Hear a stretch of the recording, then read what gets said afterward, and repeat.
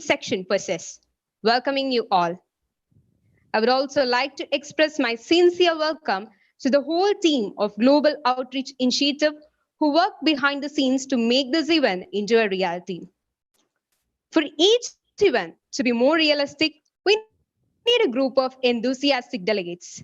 And I, on behalf of the whole team, welcoming you all to this time for Africa. So first of all, I'm honored and profusely elated to welcome Mrs. Sharda Jayakrishnan, Chair of IEEE Kerala Section, to inaugurate this function through her great words. Ma'am, please. Thank you, Reshma. My IEEE colleagues from Nigeria and Kenya, Mr. John, Mr. Vincent, Mr. Kitinji, Mr. Haruna, Mr. Abdul Latif. I'm sorry if the pronunciations are different. My colleagues, Verghese, my dear friends from the YP team over here, Altaf, I understand, who had been taking the initiative for this, Pooja, Reshma, Nitin, many others of this group. A great afternoon to all of you. I was just trying to understand the situation in Kenya and Nigeria just through chat as we are all going through this very harrowing times. I'm so thankful that all of you are staying safe and you could join this program even if virtually. It's everywhere that most probably the chair, the treasurer and secretary hasn't met yet. I mean, that's a situation everywhere because of the corona, but then we have our own advantages meeting globally through this virtual platform.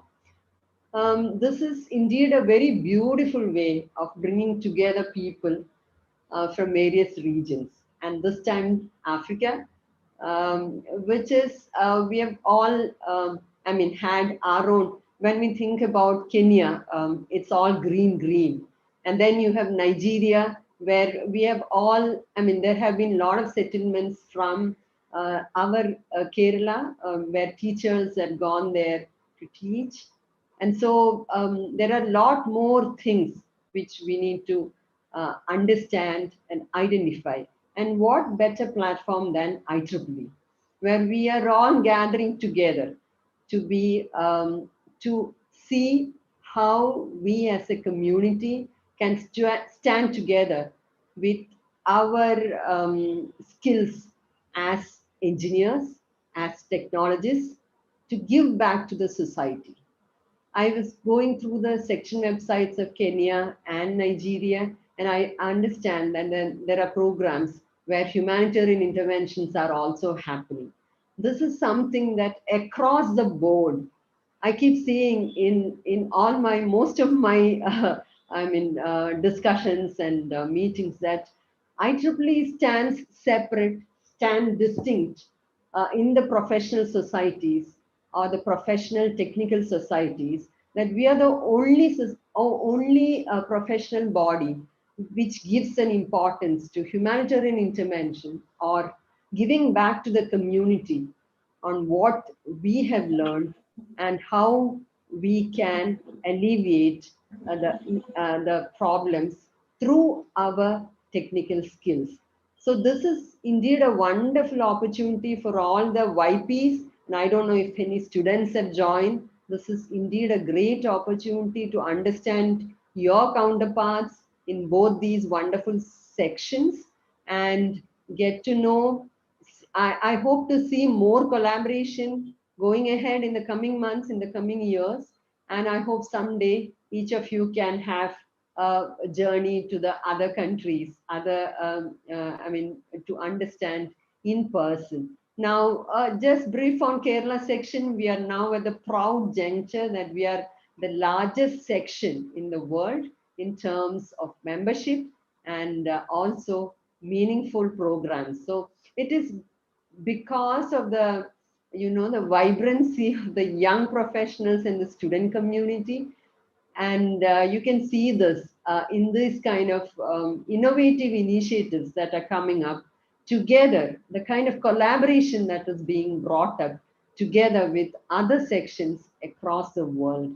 So I'm really, really proud and glad to be part of this event and to inaugurate this initiative. I hope everyone in this program takes the best out of this, understand each other, not only in terms of the cultural or the geographical differences, or in terms of what IEEE, the different IEEE initiatives, but also as persons. What is it that distinctly each one of us are made of, and how IEEE is able to bring or be the thread between each one of us. So as proud volunteers, please utilize these opportunities very much. Thank you so much, and Neeraj and others. So over to you, Reshma. All the very best for this initiative. Thank you so much, ma'am, for your kind words and time. As you have asked something, I am so happy to see you that we have a good count of both students as well as professionals. So we are so happy that you are here to inaugurate our event. Once again, thank you so much, ma'am. So now I would like to invite Engineer John Funso, Chair of IEEE Nigeria section, to felicitate our gathering. Please, sir. Thank you very much. Due to the low bandwidth I have in my location, you might not see my face, but you can Google my name and get my picture. And I remain Engineer John Funso Adebayo, a fellow of the Nigerian Society of Engineers and a senior member of the IEEE, who is now serving as the section chef for Nigeria. Now, looking at the Global Outreach Initiative, this is the first time in the history of the Nigerian section we're going to have an invite outside Africa. Let me say outside Africa, because the people attending this webinar are not only Africans. We have non-Africans here. So Global Outreach Initiative simply talks about how do you comport your home. When they say charity begins from home. So how have we been able to survive? Not only COVID-19, but poverty, from food security and other things. You know, if you're sick, it's a different thing, but if you're hungry, nobody helps you, really. And so for the Nigerian section, the impact that I would like us to comment what we have done is a KYC, know your customer. This time is a KYM, know your member. That's what we've been able to do since we came on board. And I also like to recite what they always say about soldiers. Soldier go, soldier come, barrack remains the same. But what you do stays as legacy for people to follow on. Legacy if there are good things for them to tread on and move to the higher side. So IEEE, when I was a student 25 years ago, what I learned was IEEE networking the world. But now, what it is now is advancing technology for humanity. Either which way, networking the world shows you are connecting with your next member living beside you or working near you or your locality, since we're not allowed to travel. And advancing technology for humanity simply means you are taking that thing that you know is beneficial to sustain livelihood to your next door neighbor. And that's what we've been trying to do in the Nigerian section of the IEEE. And we are not perfect. We do as much as we can. And we also need help, like everybody does. Today, we have 4 IEEE sections. Kerala, which is the main host, Ghana, Kenya, and Nigeria. At the end of today, I would like us to come up with maybe a draft of action plan or what exactly do we need in our immediate community. Is it electricity? Is it food shortage? Is it unemployment? we need to look at United Nations SDGs. What is the purpose of IEEE right now in 2021? Sustaining, advancing technology for humanity. That's sustaining livelihood, no matter what, irrespective of what. So I'll round up by recognizing all the executive members that attended today's event. Right now, we're 73 in number. I know my secretary is online, and I might not speak further. He will take over from where I stop. But the most important thing is, let us do what we can while we can. Thank you so much. Thank you so much for your great words, sir. So now, let me take this opportunity to humbly invite Mr. Vincent Egesa, Chair of IEEE Kenya section. Over to you, sir. Good evening, everybody. Good afternoon. And I'm not sure what other time zones we are on. I believe for our West African colleagues, it's early afternoon. It's really a pleasure to talk to everybody. And, I'm really happy the YP team has been able to put this together. I think one of the challenges that we've always had is being able to, engage and meet globally. And perhaps in a roundabout way, the challenges brought about by COVID, reduced travel and everything has enabled us to think beyond what we would normally do. Typically, an event like this would have required us to jump on a plane and meet somewhere, usually at great expense and usually at a great time being taken. But the opportunity that we have now taken and been able to engage and, meet and put together an event that will bring about teams from literally around the world and share ideas, I think is really great. In the Kenya section, we've always wanted to find an opportunity to grow membership. And in my opinion, the YP offers a great opportunity for us to grow our membership. Any organization is only as strong as its members. And I believe the more members we're able to retrain in IEEE, the better. In this instance, I think YP offers the greatest opportunity to retain members who especially come from the university branches or the college branches and are now proceeding and beginning their careers. So I think what is most important to do here is to make sure that we put together initiatives that will encourage retention of members from the student branches, ideas that we can bring forward so that we can encourage sustenance of members from student branches into young professional membership as they proceed on to full professional membership. So my greatest success of this event is if we are able to come up with ideas that will enable this to happen. But over and above that, I think we've made a great start. It's great to see so many people meeting together from across the world. And let us take the opportunity that we can with virtual events like this one to make sure that we all bond and share opportunities and share ideas and experience each other's cultures and experience each other's way of life. And in the, as my predecessors just said, bring technology to the world and make sure that it benefits our communities. So I don't want to take too much time, but with that, I'm happy that we are all together and I'm looking forward to seeing a great event and resolutions out of this. Thank you. Thank you so much, sir. As you all said, like meeting together across boundaries is a happy moment. And being in this virtual world, we are so happy to have such an initiative where we can join together. So once again, thank you for the felicitation address. Now, cultural diversity is an essential element for sustainable development of individuals, communities, and countries. Here, we move to the first section of our event, video presentation, which depicts the real essence of each section. So first of all, we have the introductory video of Kenya. Let's watch it.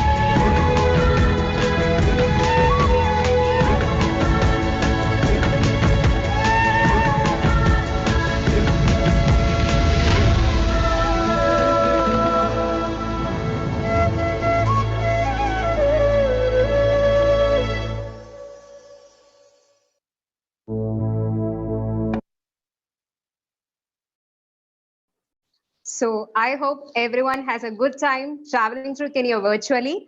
Now let me welcome Mr. Kidinji Murgi to speak a few words about the section. Over to you, sir. I think I'm really amazed by what I'm seeing here today.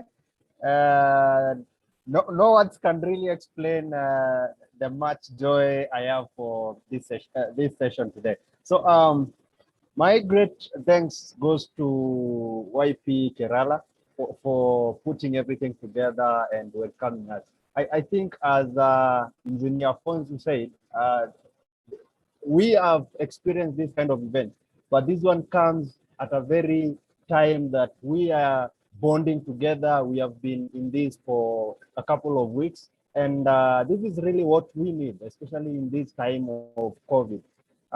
We may look at COVID as a very negative thing, but I think when we look closer to it, we can see and actually realize it brings some better things that we have always missed. So to me, my name is Kipenzi Muriungi. I'm currently the YP chair here in Kenya section. Previously, I've served as the student representative and also the pioneer of Moi University student branch, among other student branches in Kenya. Apart from that, I serve in the Action for Industry IEEE Region 8 Committee as a corresponding member. And in addition to that, I serve at the IEEE Photonics Society as the Global Strategic Representative. So all these are just volunteer roles that I'm currently responsible or rather doing in IEEE. And mine is just to congratulate Charles because for this event, especially in Kenyan section, it's Charles who has really put the best foot forward to make sure I coordinate, to make sure the rest of the team coordinates. Without further much ado, I'll just mention the names of my team and they can just wave on the chat. The vice chair is Dr. Amos Kirongo. I understand he has joined us. Yes, I'm joined. Yes. Yeah, that is our vice chair, Dr. Amos Kirongo. The secretary is Nation.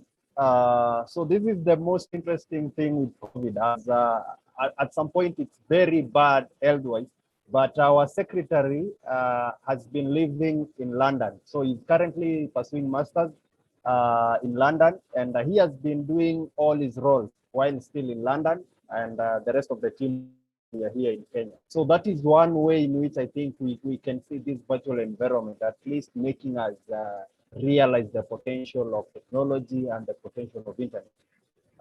So he may not be joining us right now, probably will join us in the next 30 minutes. And our treasurer actually joined. Oh, yes. I hope you have heard what I've said. I was saying this because I knew you're not here. So I just joined a few minutes ago. Sorry. Yes. So I'm glad at least you sacrificed your time and left what you are doing in office at least to join us. So that is our secretary. And our treasurer is Nick Kabingu, Nicholas Kabingu. Hello. I hope he has joined. Yes, that's our our treasurer.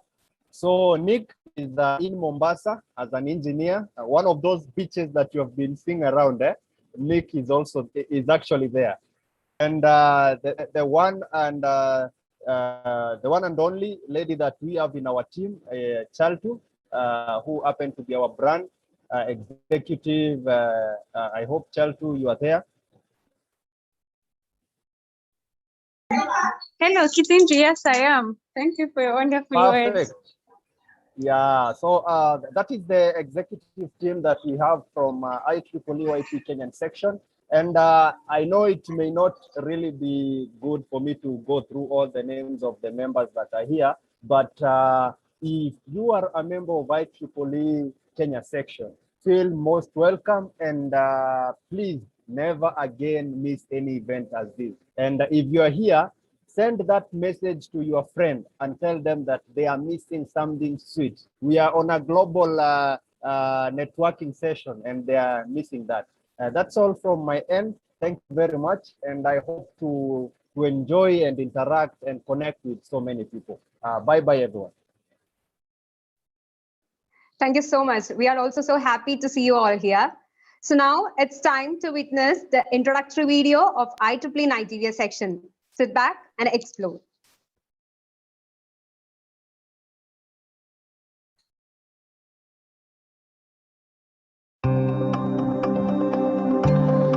Welcome to Nigeria, a fascinating country. Take a trip through one of the most beautiful places on earth. A journey of discovery. A unique opportunity to get in touch with unspoiled nature. Enjoy your time in a place that offers something for everyone. A land of beautiful contrasts. An experience you won't forget.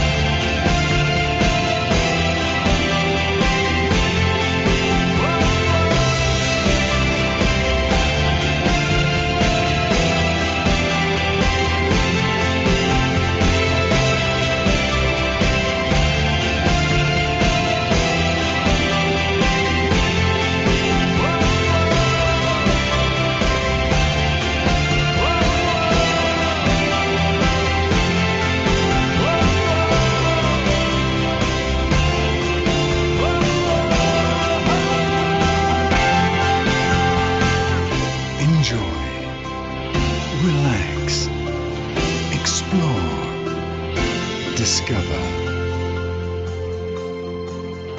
fascinating Nigeria. Located on the western shores of Africa, Nigeria is a welcoming country which promises a fascinating experience for everyone. Welcome to Abuja, the capital of the country. Here you will discover Nigeria's religious and cultural diversity, while enjoying the many international hotels offering first-rate hospitality and top-of-the-class business facilities. Step into the exciting city of Lagos, a place where tradition and modernity come together. Considered Africa's own Big Apple, the city is home to luxurious hotels and some of the best shops and restaurants in the country. Enjoy the unique nightlife and thriving music scene of one of the most vibrant cities on earth. Rediscover relaxation in Nigeria's southern state of Akwa Ibom. Enjoy the finest hospitality at Le Méridien Hotel and Golf Resort, where the lush greens of the world-class 18-hole golf course and its unique location in the middle of the jungle will ensure a lifetime of memories. Discover the beautiful city of Calabar, capital of the Cross River State, a lovely and peaceful place located in the southeast coast. Immerse yourself in the local traditions and get in touch with Nigeria's rich cultural history through the many festivals around the country.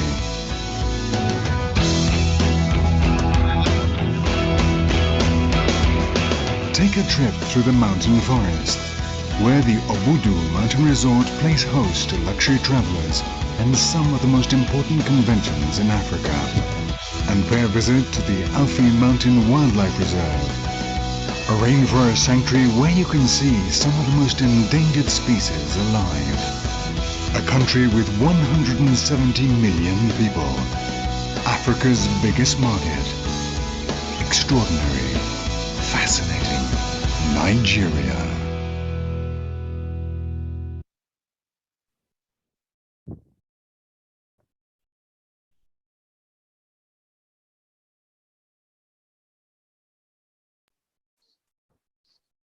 So I would like to welcome Mr. Harnadigana, YP Chair of IEEE Nigeria Section, to grace this occasion through his words. Good evening. Good day, everybody. It is almost evening here. I don't know what time it is over there, afternoon, morning. My name is Haruna Agana, and I'm the Young Professional Chair for IEEE Nigeria. I'm sure the video says a lot about Nigeria, but truthfully, the most diverse thing about Nigeria is its people. As in, we have wonderful people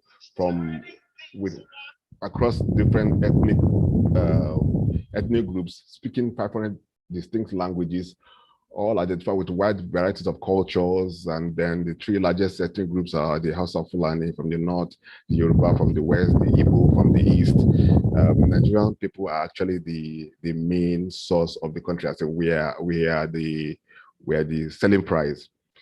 I want to thank the Kerala session for putting this together. Without you, I don't think we actually have any idea. Would have any idea of an event like this? But when immediately the section she was contacted about this collaboration, we immediately jumped on it because we know how good it was going to be, and as you all can see, it's turning out very fine. I have my team with me. Without them, it wouldn't have been possible at all. Unfortunately, the Nigerian YP Vice Chair had an emergency, so she is not available here. But here with me is the YP Secretary, Dr. Nabila Ahmed Rufai. Are you here? Can you say hello? Yes, Engineer Ghana, I'm here, and I'm glad to be here. Thank you. All right. Then we have Engineer Tochukwu Sitadima, is the YP webmaster. Tochukwu, please can you say hello too? Hello, I'm here. All right, and then we have Engineer Latif Ali. He's actually the former YP chair. I took over from him, so he has more wealth of experience. Then he's also recently the current the chair for HAC and sites for Region 8 as well. And then he's also the Nigerian Section Secretary and also the Nigerian Section Membership Development Officer. So, Engineer Latif, you're here? Yes, I'm here, Ghana. Thank you for that. And I'm happy to be here. And I think we'll continue with a good initiative and conversation. Thank you. All right. So, like I said, Nigeria is a very beautiful place. We have, because of our diversity, we have a lot of things going on for us. Like Nigeria is nicknamed the giant of Africa. When it comes to anything, we actually come out first. We try to come out first, not everything, but most of the things. We try to do others and all. And because of our landmass and all of that, IEEE has actually been my IEEE members have actually been like family members. After I finished school, I looked for something that would give me purpose and drive me. My workplace is actually also good, but IEEE gave me that sense of purpose to always look forward and push myself career-wise, professionally, and then also the meetings as well. So when this came up, of course, I've never been to India. I've actually never left Nigeria, but I've met a lot of people via IEEE during the Power African Conference, during the ASYP. People came from all over the world, and I was able to meet people from different ethnic backgrounds and cultures and continent. So this particular initiative has actually been very welcomed, and we're actually looking forward to the next part as well. Congratulations to YP and IEEE Kerala, and we'll continue to collaborate. And just like the chair of Kenya said, we should come up with initiatives that will help boost membership, as well as bring more people to IEEE, not just the student batches as well, YP as well, even people that are not young anymore. We should try and increase the IEEE family in any way we can. And I believe initiatives like this will actually help us. And just like in Nigeria now, I want us to adopt some policies that Kerala actually use in their for their SBs, for their student branches, because I see that your student branches are very, very vibrant. I see most of them are active. We have some active ones as well, but we can take a leaf from you people and to implement over here that might also help us too. So from us in Nigeria here, I say thank you, and we can go on with the deliberation. Thank you very much, Reshma. Yeah. Thank you so much. We are so happy to see you all here. Like from Kenya section as well as Nigeria section, we have a good round of both young professionals and students. Of course, once Corona is over, after this introductory video, we are very much eager to visit both Kenya and Nigeria. So let's meet soon there, not virtually, in face-to-face soon. Yes. So last but not the least, set your backpacks to visit Kerala in virtually through introductory video.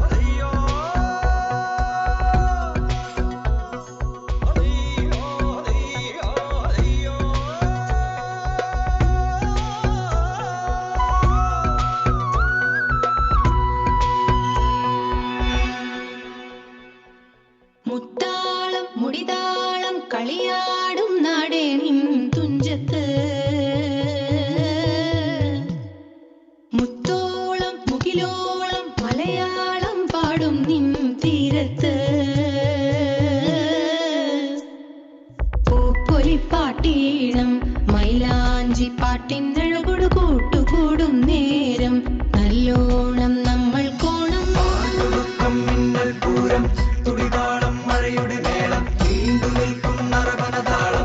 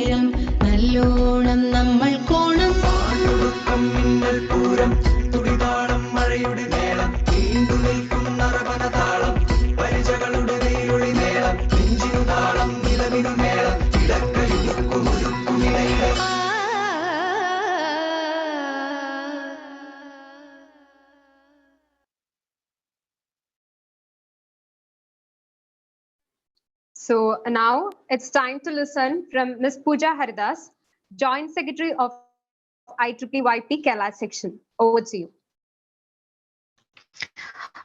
Good evening all, and thank you, Reshma. As Reshma mentioned, I'm Pooja Haridas, currently the Joint Secretary of IEEE Kerala YP. I hope you all enjoyed the beautiful virtual journey through our state, the God's own country. Let me just now spice it up with little facts and figures about our state and the section. Kerala was founded on November 1st, 1956, following the adoption of the State's Reorganization Act by uniting the Malayalam-speaking portions of the erstwhile Cochin, Malabar and Travancore. Kerala's economy is India's 10th largest, with a gross state domestic product of rupees 7.8 trillion. Kerala has the highest literacy percentage in the country. We have a diversified religious culture with numerous cultures and myriad religions coexisting in Kerala, demonstrating the community's oneness. Keralites have long been proud of their rich history and heritage. Now, talking about the IEEE Kerala section, we have a really long list of success to talk about from the prior years. The MGA Outstanding Large Section Award was given to the IEEE Kerala section in 2015, 2017, and 2020. Our IEEE Kerala young professionals organized the most activities throughout the year in Region 10. All these would have never possible without the great team at Kerala section with vibrant and dedicated volunteers. Due to the time limits, I'm just mentioning a few of our section's achievements, and we are really happy to be a part of this global network and connect with a lot of vibrant and dedicated volunteers like you all in this global journey. I'm hoping for a very fruitful exchange with both the Kenya and Nigerian sections. Thank you very much. Thank you so much, Ms. Pooja, for your words. So now it's time to begin our main part of our event, panel discussion. We have a group of energetic panelists to help us to know more and learn more about the cultural and professional differences existing in respective section. Today we have from Nigeria, Engineer Harunagana, Dr. Nabila Ahmad Rufal, Engineer Osterima Tuchku, and Engineer Abdul Latif Ali. From Kenya, Professor Dr. Shige, Mr. Nashun Mzi, Kidinji Murgi, and Ms. Chaltu Marta. From Kerala section, Mr. Verghese Cherian, Mr. Altaf Muhammad, Mr. Neeraj Ipe, Mr. Karthik K, Mr. Govindaraman S, and Mr. Rohit Joseph Matthew. Actually, I'm really sorry if I have addressed your names wrongly. So regarding the panel discussion, the questions are finalized in such a way that questions to Kenya and Nigeria section had been sent from Kerala, from which best questions are picked. The same pattern is followed for us as well. We have only very few questions just because of the time constraints that we have. So to the first question, it is an open question for both Kenya and Nigeria section. And the question is, can you explain the educational structure existing in your section? How is the schooling and degree courses structured? So first of all, I welcome the representative of Kenya section to answer to this query.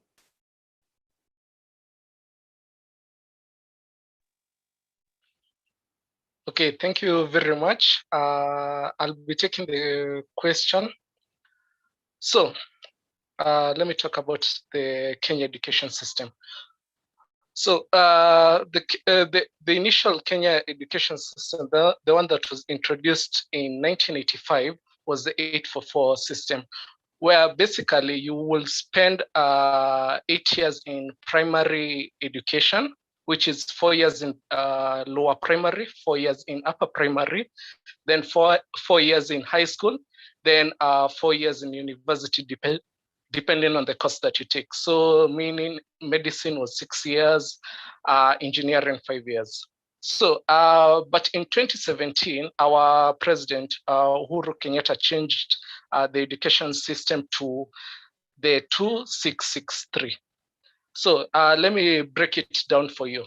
So the 2663 system is whereby a student will join pre-primary, which is the early childhood education, and spend 2 years there. Then after the pre-primary education, they will then join the lower primary, whereby they will spend 3 years as part of the early years of education also. Then after the lower primary, they'll graduate to the upper primary, whereby they'll spend which is a 3-year program. So we've already covered the 2 and the first 6 months. So after the upper primary, they'll then proceed to the lower secondary. The lower secondary, here they'll spend 3 years. So something that I haven't mentioned is that from the lower primary, the lower primary, they'll start off like grade 1. So that will be grade 1 to grade 3. The upper primary is from grade 5 to grade 6. And now the lower secondary will be from grade 7 to grade 9. After the lower secondary, they'll then proceed to the upper secondary, as I could say, or basically saying senior school. Senior school, which is from grade 9 to 11. These are the kids between the age brackets of 15 to 17 years.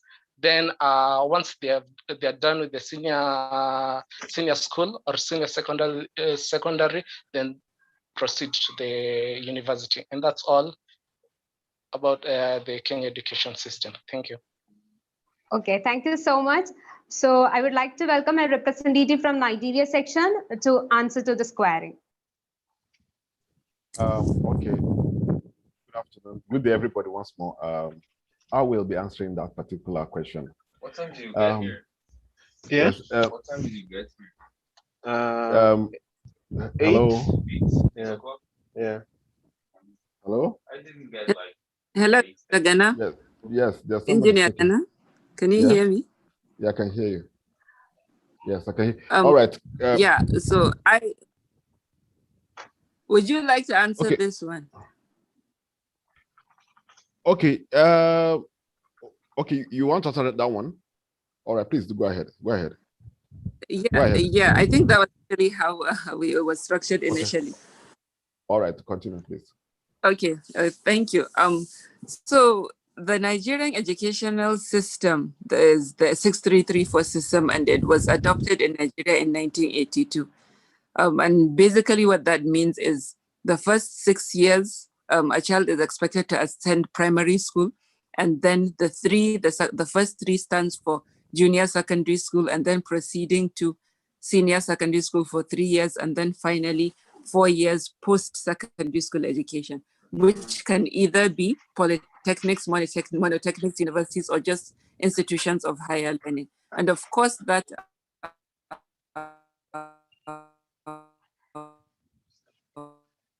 4 years doesn't give most courses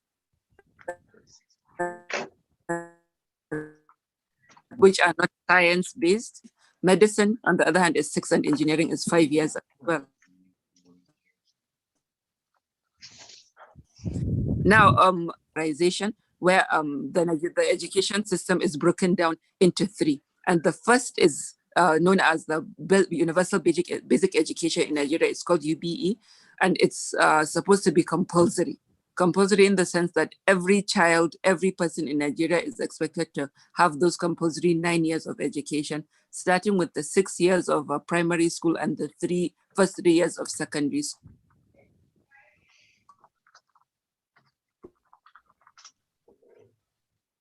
Then after that, the senior secondary, where you have to choose a path. Choosing a path meaning whether you're taking science-based courses such as physics and chemistry, or if you want to take more like arts-based courses like history, government, and the rest. So that's basically the decision point. And at the time, a child is usually around 14, 15 years of age. You have to decide at that point what you want your future career path to be. So that's why we tend to have guidance and counseling in some schools, even though the public sector is not doing well here. But in a lot of private schools, you'll find guidance and counseling sessions where students are encouraged to follow their dreams and at the same time with proper guidance. And then finally, I think what I need to add on this note is even though we try, then the government is trying as much as possible, but there's so many challenges. What you should do.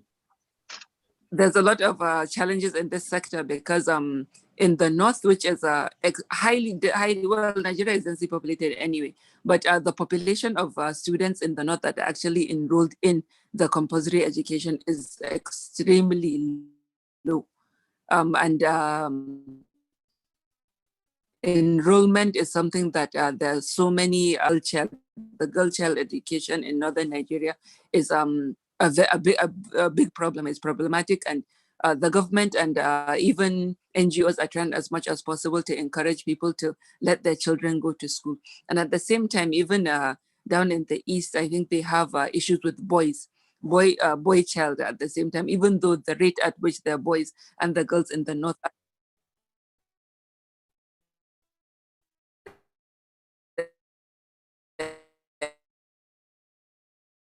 there's a disparity that we are facing, and Nigeria will be at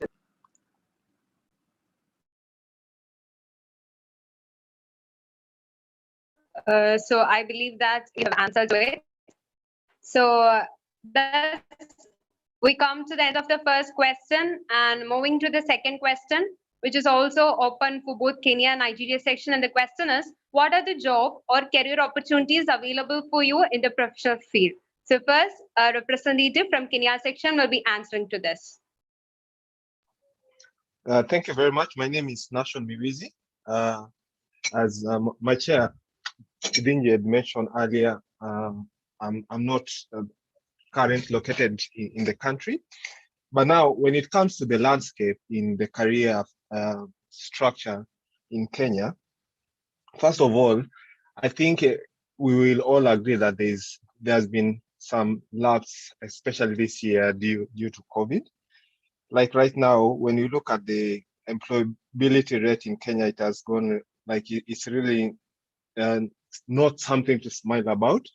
Currently, we are talking of 10.8%, which is, is worrying, yeah? But I'll say this has, all countries have been affected by this, especially developing countries. So just to focus on the STEM area, that is science, technology, engineering, and mathematics. In Kenya, it is structured in a manner where immediately you graduate, you are required to do something called more like graduate scheme, where you are attached to a company or you're attached to different firms, depending on your area of specialization, where you get to go through apprenticeship training. Some do pay you, some don't. So it's more of enhancing your skills. But for someone who has experience, definitely, employability it depends with your know-how, the technical know-how and your area of specialization. So I will dwell more in the STEM area and the engineering because that's my space.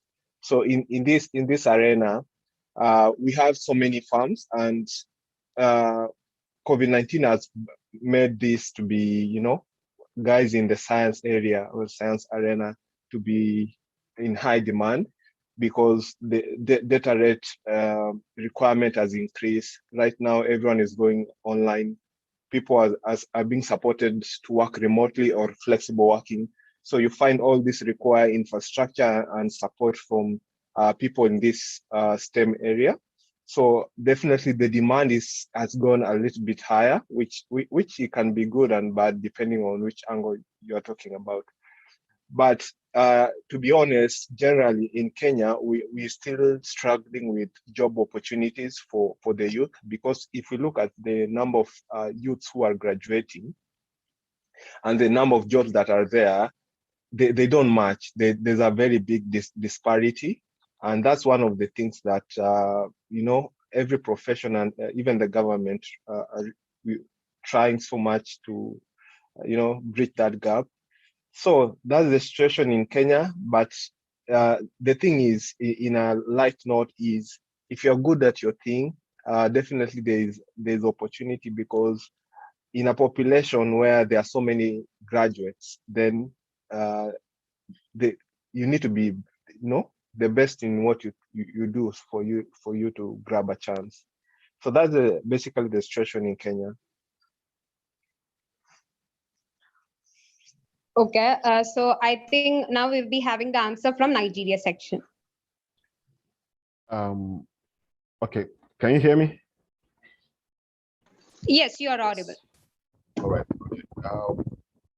For the Nigerian section, for the Nigerian country as a whole, I think it's similar to what the Kenyans are also facing. When you finish your university, we have what they call the National Youth Service Scheme. As in NYSA, you go for a training for like 1 year. You go to camp after your university. You go for a 1 month. I think it's 1 month now. It used to be like 3 months or thereabout. You go to camp, and then from camp there, then you get attached to organizations or friends that are related to the field you study. Then after that, then you'll be there for the next 9 months. Then when you're done, some of them do retain you, some don't retain you. So when it comes to opportunities, I also stick with engineering and STEM. Basically, it's a very, very tough place to actually compete, because a lot of people go into school and come out, but the positions are actually kind of limited. Of course, not everybody they can. So you have to actually be one of the best to get a very good job here. But there are other paying jobs as well. There are places like the telcos, the oil sector, the power sector. The power sector actually one of the best places to work as per an engineer, or if you went through the STEM line. So so when it comes to STEM and engineering, most of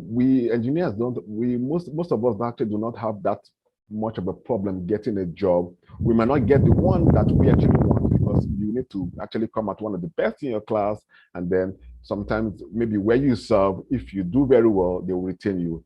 But our employment ratio right now, I think employmentability has actually reduced, just like my Kenyan counterpart said. COVID has actually not impeded our employability when it comes to the engineering and the STEM area, because we that work actually volunteers and engineers. I think this particular period has asked a lot of us, because of the humanitarian aids that we were rendering. Most of the engineers, because the telcos have to keep working, the oil sector have to keep working, the power needed to be on.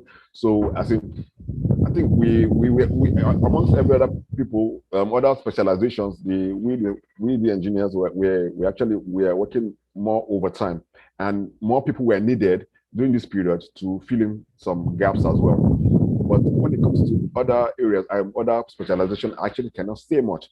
But when it comes to engineering and STEM, Nigeria is a very diverse place and a very big place. So the demand for, let me use power as an example, the demand for power is very, very high. So, and then we don't have enough engineers to actually fill in some of the spaces as well. Although, of course, not everybody is employable at the end of the day. But I think we have a good ratio of employed experts or engineers that are working in our specialized fields. So that's all I have to say about our own opportunities. Okay, thank you. Yeah, so thank you for your answer. To the next question.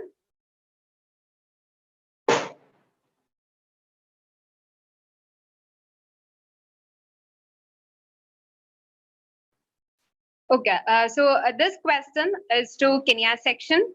We have heard that Lamu Island is free of vehicles. So can you share about this scenario and what is the mode of transportation that is present over there?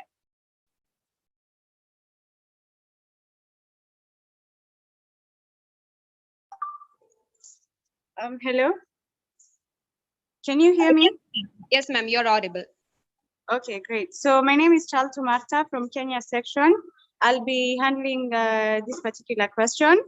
I was really excited to actually see this because Lamu is one of the oldest towns in Kenya and actually one of the most beautiful ones. So it's really great to get to share this now with the whole team, yeah?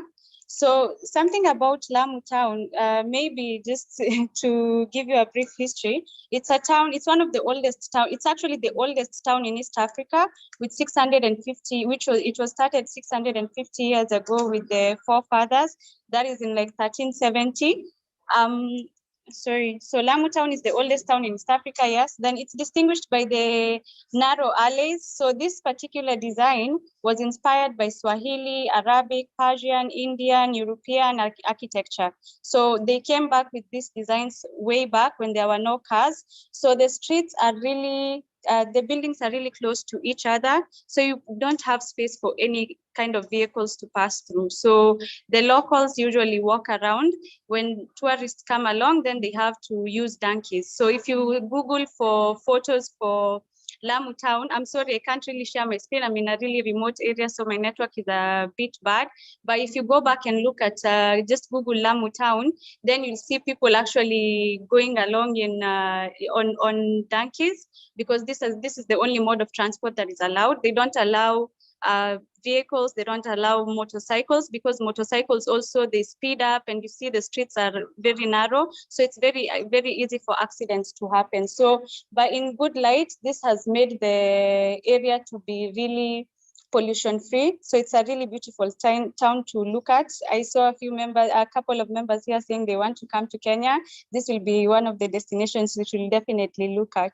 So yeah, being that old town that they built the streets a bit narrowly so vehicles can't pass through, but it helps the town in that there's no pollution. And then the other thing, the fun fact is that now the donkey owners in this area are one of the most prestigious, now they're the prestigious members of society in that area, because it's a business that is very viable. Looking at people, if tourists come there, then they pay $5 to $10 to just move from one place to another. So in a way, it's helping the local community also to still make a living from this. So just because there are no vehicles, they are not able to continue making a living for everyday life.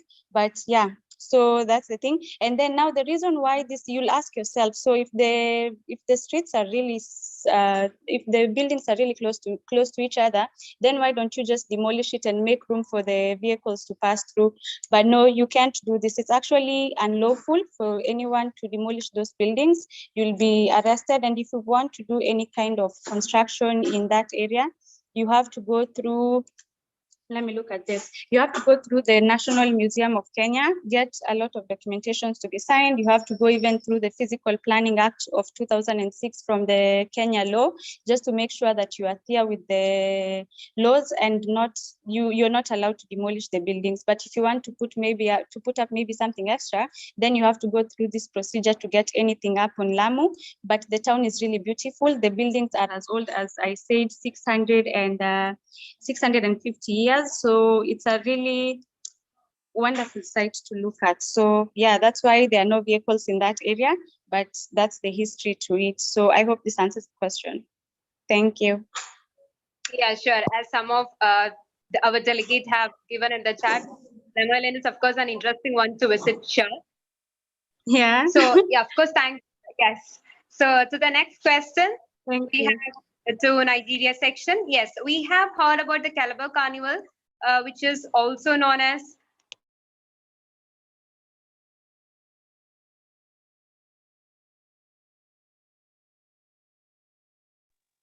Reshma, you're on mute. Reshma, you are on mute.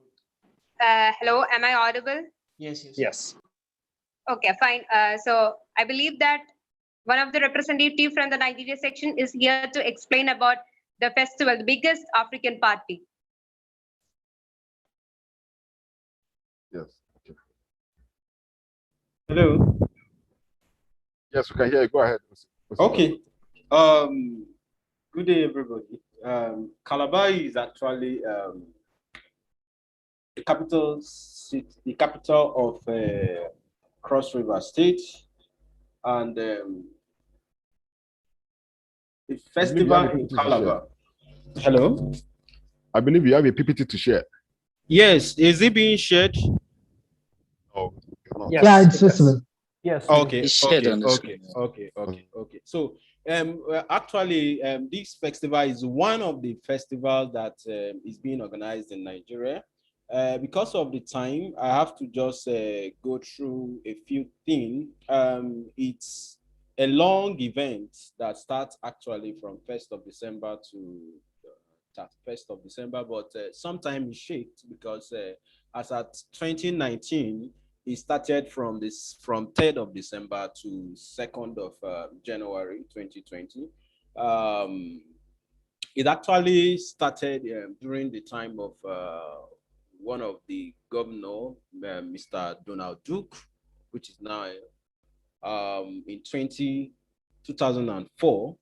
And as you can see from the write-ups about the festival, it has turned to be the pride of Nigeria and the pride of Africa, and that's why one of it was being mentioned to be the largest festive in Nigeria, and not only in Nigeria, in Africa, and presumably it might be one of the festive events in the world.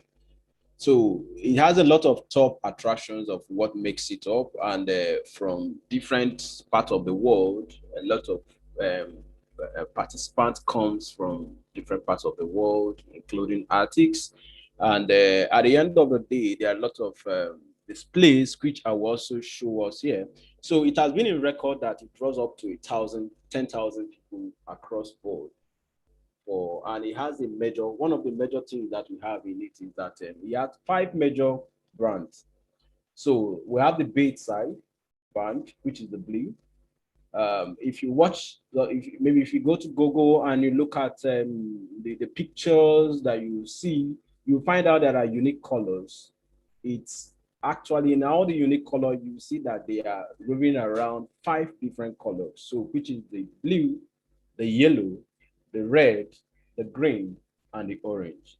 So, and it has a lot of things it represents. The blue is actually a special brand for the governor that instituted that the festive carnival.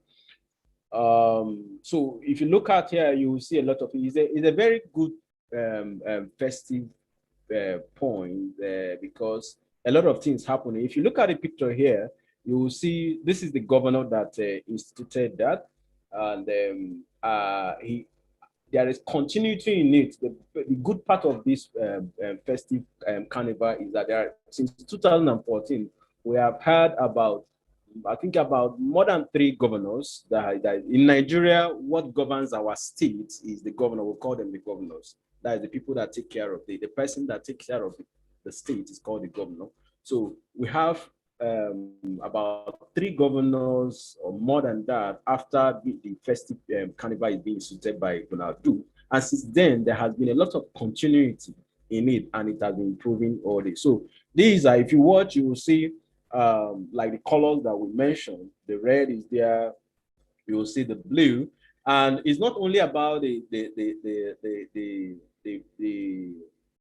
costume of the Calabars. If you find here, you see something of the Fulanese. So a lot of tribes also come to showcase different things. These are also another tribe from Nigeria Some of them are even Kenyan tribe. A lot of people comes from different parts of the world to display a lot of costume in this event. So, and in 27, it was improved for us to start having what we call the children carnival, where it is not only the outdoor part, but the children can also come and showcase their talent being drawn from different schools, from private, from orphanages, from public sector, from public school. And within that, we also create more economic importance to the country. Essay competition was introduced so that people could also have, the young ones could also be revived in writing a kind of culture reading competitions. Then what makes this event very unique? So why must you not miss in this event? There is this very good delicacy food called appan soup. If you have visited the States, Cross River, and you have not tasted appan soup, I think you are making a very big mistake, because it is a local delicacy and it's one of the special food that they give to their visitors once you visit the place. So you find out there is other side attraction that makes the event very, very cool. The Powerful, you talk about the Tinapa Business and Leisure Resort, you talk about the Obudu Resorts place, is actually a very good masterpiece to behold. Then there is the Drill Rehabilitation Center, where wild animals are being rehabilitated since 1991. So you talk about the Cross River National Park, where you see a lot of animals, wild animals, like you can see in Kenya on the video that was being displayed. Then we have other tourist attraction. You remember that Calabar is also a place where Christianity started. It's also part of the place where we have the slave trade matters. So you can see a lot of things which have been preserved as a museum. Then you can also talk about the Obokin waterfall that from 7 different rivers from 7 different areas falling at a spot. So these are various places that you can visit even at the carnival. So thank you very much for this. Yeah, thank you so much for that elaborate explanation with presentation, which points every aspect of this festival. Actually, it helped a lot to understand even the minute details of the whole event. Thank you so much. So to the next question, we have the question to Kenya section. Yes, this is, we always hear the problems and issues faced by residents in Somalia with respect to poverty and malnutrition. Actually, we would like to know what is the real situation the people over there face.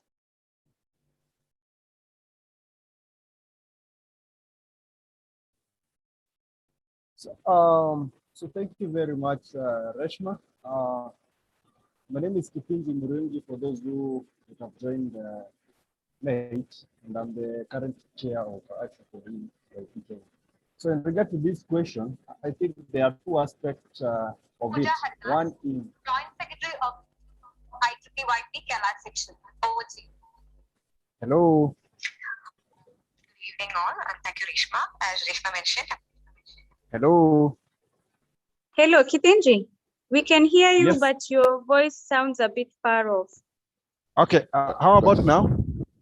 Yeah, better. Yeah, okay. I had another voices at the background. So Yeah, so me too. as I was saying, I'll look at it in 2 different ways. One, Somalia as a country, and then Somali as a tribe. So in Kenya borders Somalia. So, and I think all of us know Somalia has been not really good, but recently I think there has been some initiatives to make it better, but not really. It has not really stabilized as much as we may need it to be. So so Somali are the people, or rather are the tribe that that are commonly in Somalia.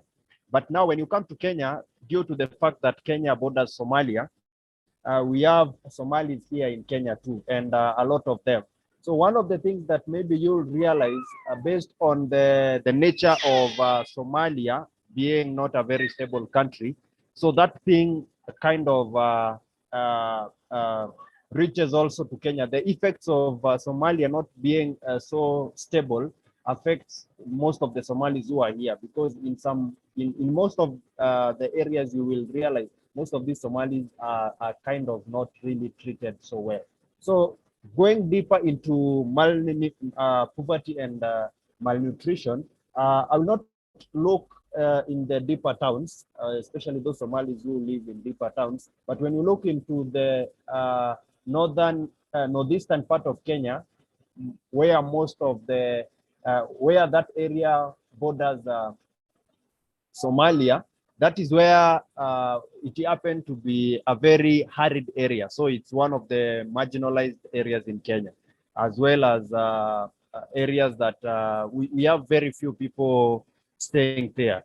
And it happens that most of the people who stay there are Somalis. And when they stay there, especially when most of times here in Kenya, we are faced, there is drought and all that. And most of these Somalis happen to be, they normally take, they are normally farmers, but fully in animal and all that. So when you look into trying to combine all these factors, the malnutrition aspect comes in due to the fact that the location that majority of them stays is an arid area, and two,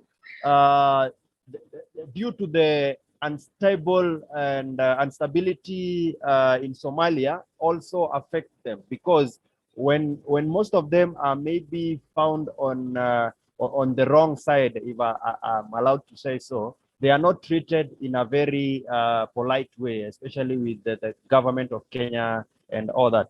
So the poverty side, I look at it from the point of being a nomadic community that is always moving with their cattle, then it becomes very hard for them maybe to stay in one area and maybe get education and maybe grow their communities as one. So these are factors that are really contributed in so many other ways, as I've mentioned them. But Somalis are not the only people who are affected by poverty and malnutrition due to the reasons I've mentioned. We have other tribes that borders northeastern. We have other tribes that borders southern Sudan, like Turkana. And all these tribes kind of face the same problem, malnutrition and poverty, because of being in an arid areas, being in near countries that are not politically stable, and also due to the nature that majority of them belong to marginalized communities, where most of their leaders are not really, I'll say, most of the people in the community are not well learned, and most of the leaders govern them are maybe stay in Nairobi, whereas the people are on the other side of the country. So that is just trying to make it understood. When we come to Somalia, now as a country, jumping from Kenya to Somalia, Somalia is a neighboring country here in Kenya, but I've never been there. But for the few of my friends or the people that I know who have been in Somalia, they normally say there are few areas that are really fertile and maybe peaceful, but majority of the places in Somalia is very chaotic. And of course, with chaotic, you expect poverty to be there, and malnutrition is a must. So that is the response to that, and I hope you've gotten the context of it. Back to you. Hello, Kithinji. Yes, This is yes. Vincent. I hope you can hear me. Yes, Vincent. Yeah, just to add on a bit, just basically the challenge in Somalia is that they've been experiencing civil unrest for a number of years. I think it extends to over 20 years. So you can imagine a country that is experiencing civil unrest will obviously have challenges. And as Kithinji has mentioned, because there is a border between Kenya and Somali, the Somali community is vast, and by extent, there's families extend across both borders. So of course, if there's civil unrest in one part, they will obviously try and seek solace where there is peace across the borders. When peace returns, they go back. So it's been a back and forth issue. It's a very touchy and very difficult political situation. However, just to also be expound on what Kithinji has said, most nomadic communities in Kenya and perhaps Africa face similar challenges because they have to migrate with their livestock, to ensure that they get to maintain their livestock. When we have adverse weather, occasionally, we have these seasonal droughts and famines.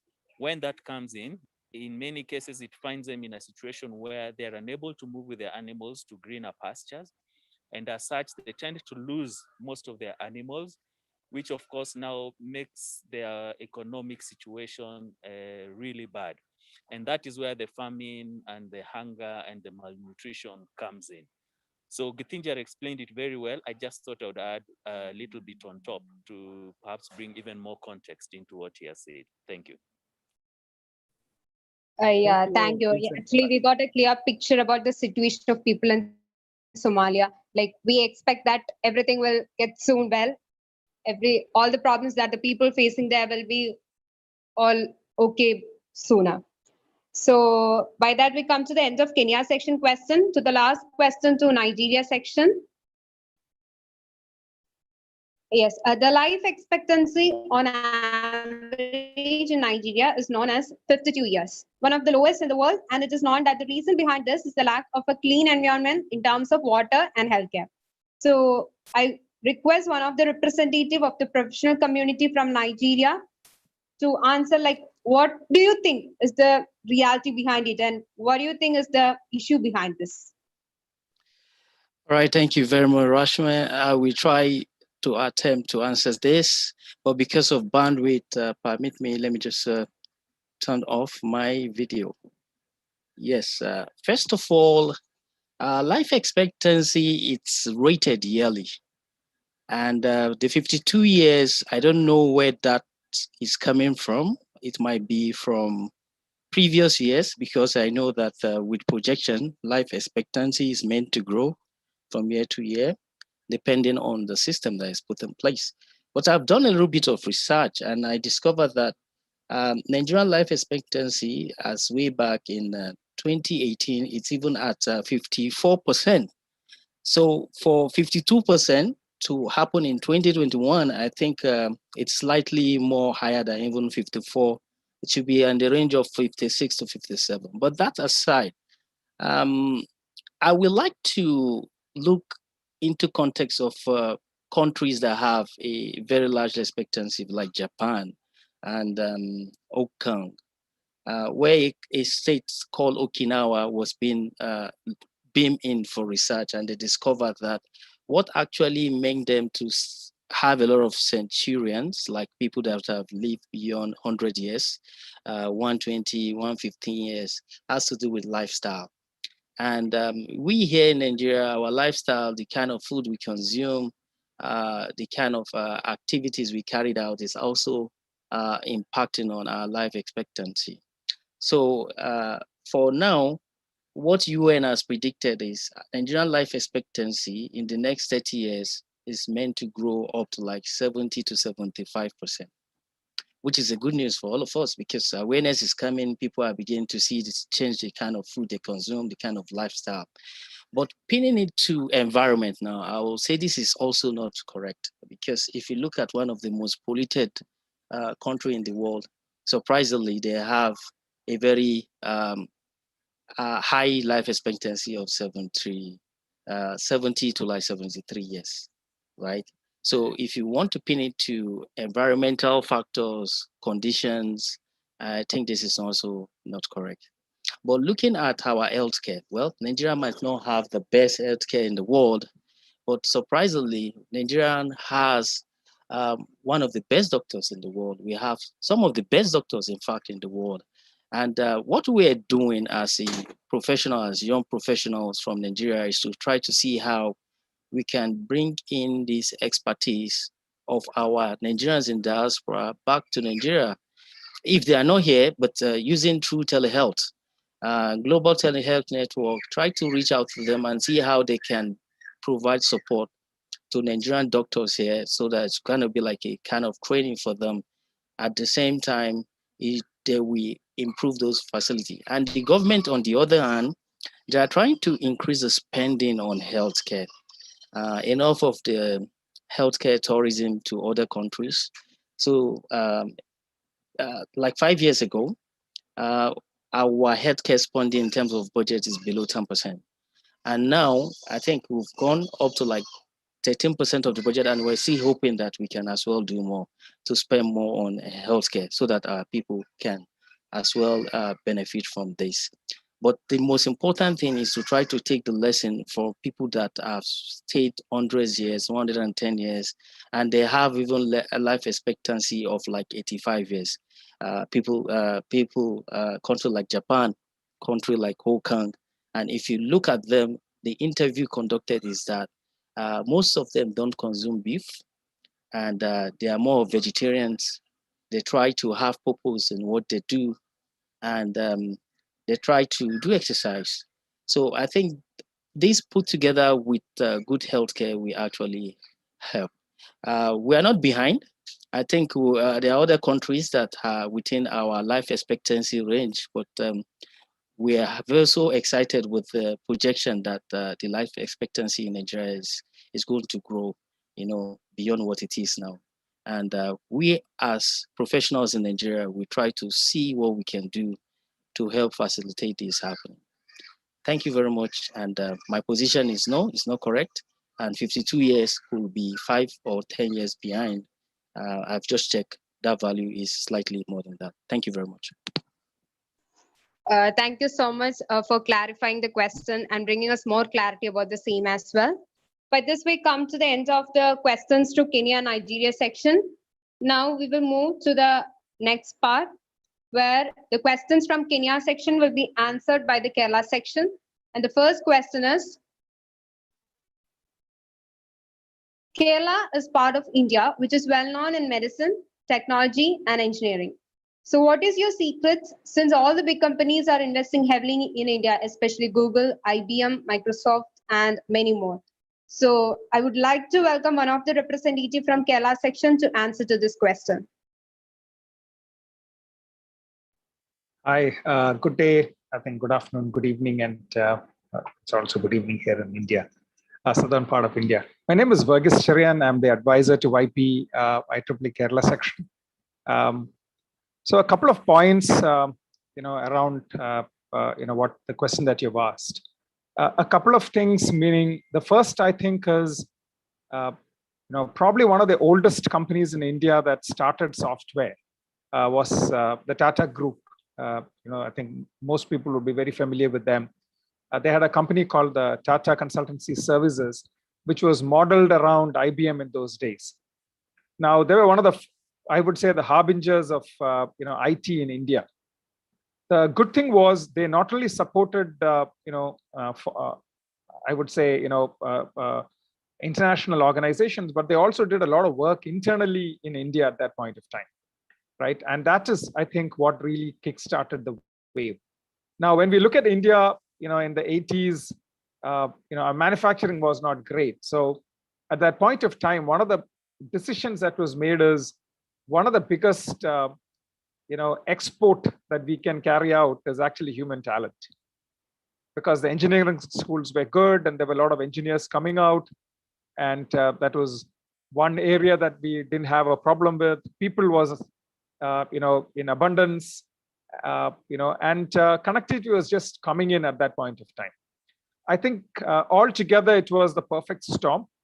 And that led to companies like Infosys, Cognizant, and others to kind of kickstart their careers or their life. Now, what is happening is, in the last, so if you take a look at the 90s to the I would say the 2010s, the 2015s, which is the kind of almost a 15-year period, most of the work that we did was for international companies. But if you take a look at the last decade, about 2010 to 2020, slowly started realizing that that the talent here is good enough to create software and solutions and products and services, for even the large client companies like the Googles, the IBMs, and the Microsofts of the world, right? Which is why, if you take a look at it, they've all started shop in India, pretty heavily, because most of them have development centers, they have research and development centers here in India. I think it's also the realization that India is a large market, and you really need to know, and have people locally who can create these applications, who know the local flavor. And that is also part of the reason why most of these big companies are investing heavily, right? And if I was just researching as well, and I realized that almost the same is happening across Eastern and Western Africa, with Microsoft, Google, and others investing quite heavily in setting up development centers.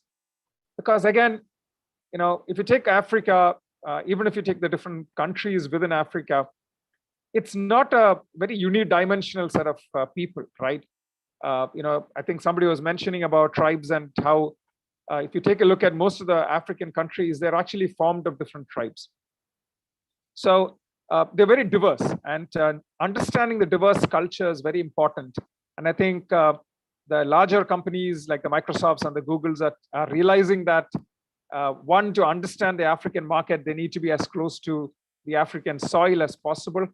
The second is, even within them, the diversity of talent is very important, right? In terms of fresh thinking, and in terms of fresh ideas, in terms of bringing perspectives that they've never thought before.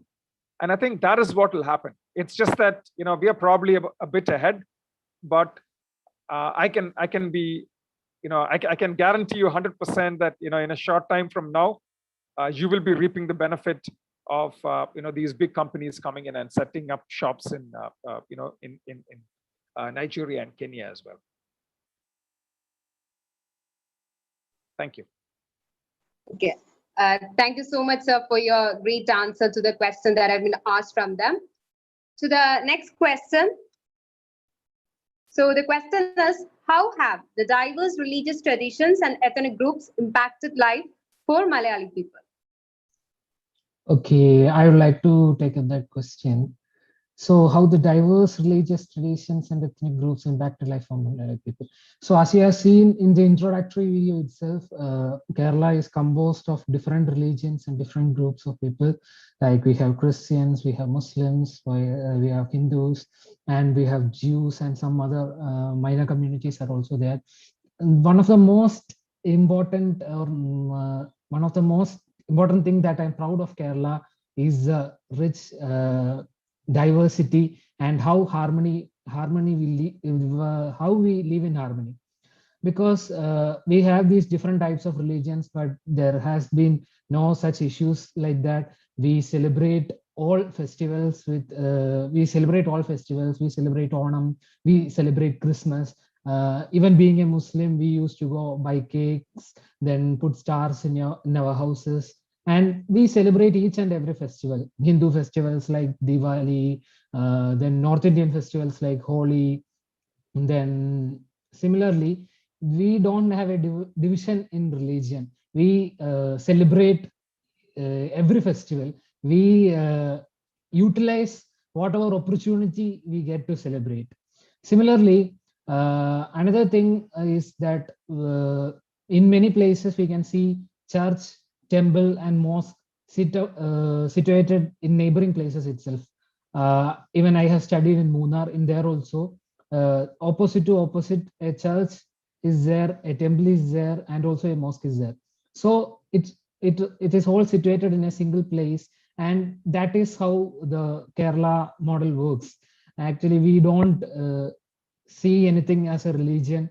We respect every other religion, we celebrate every other religion, and we enjoy the traditions and cultures of every other religion, and that's how we have came over. So we are always proud of the rich diversity and how we cope up with that. and how we live in harmony. So thank you. Thank you so much for your answer. To the last question from Kenya section. So we are sad to see the rising cases of COVID in Kerala, and we stand with you in this difficult time. IEEE Kerala section is known for having greatly supported the people of Kerala during challenging times previously. How has IEEE helped the Malayali people to get through these difficult times? I would like to take up that question. I hope I'm audible. Yeah. So we have, we as IEEE as a community have had a long history of dealing with a lot of situations in the past. To start with, we were hit by a severe tsunami in 2004, but IEEE rose to the occasion and they formed a special interest group, the SIDE group, Special Interest in Humanitarian Technology group, and they assisted a lot of the relief works, and they assisted in a lot of ways in those early stages. And then when we come to the recent days, we had a flood that hit Kerala in 2008. Our volunteers were very keen. They rose to the occasion, and then they had developed an application through which all the rescue works, all the requirements of the people affected could be monitored, could be serviced in a much centralized manner. That happened in 2018, and it was greatly appreciated throughout the state. Our volunteers, many of us here today have probably volunteered even physically in many collection centers and as such. So our student branches that were involved in Kerala section was also involved in making power banks, emergency kits, and all those things to the worst hit areas. And we have a lot of humanitarian things in our bag. Even recently in 2020, when COVID hit, we actually had an event collaborated exclusively for that, Emerge. So Emerge actually aimed at contributing something to the state government so that we could assist them in the relief process. So we donated around 1 lakh Indian currency to the government for their support activities. Then again, we have for the as part of the Kerala section, they had put forward around 5 lakhs for the relief operations. So that is the basic idea of how IEEE has been contributing towards these tough times. And as for the COVID situation, we are actually recovering now. The numbers are declining, but it's still there, and we soon hope to see it all over. Yeah. Thank you. Yeah, I think let Thank me you just add, so much. Reshma, this is Varghese. Let me just add a couple of things to that. Yes.